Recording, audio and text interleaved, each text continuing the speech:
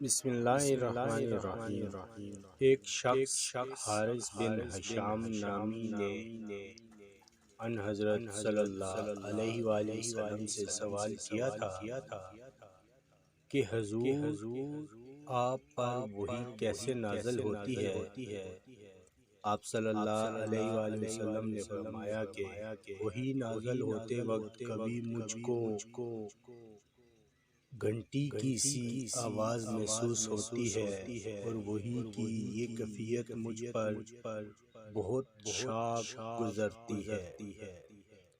جب یہ کیفیت ختم ہوتی ہے تو میرے دل و دماغ پر اس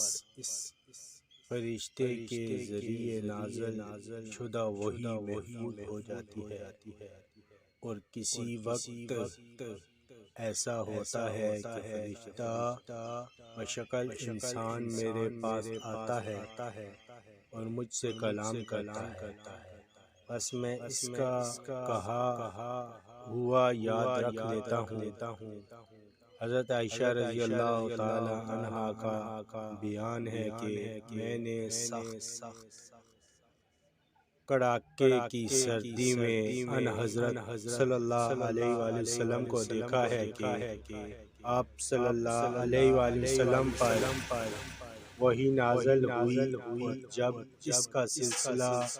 موقوف ہوا تو آپ صلی اللہ علیہ وآلہ وسلم کی پیشانی پسینے سے شرابور تھی۔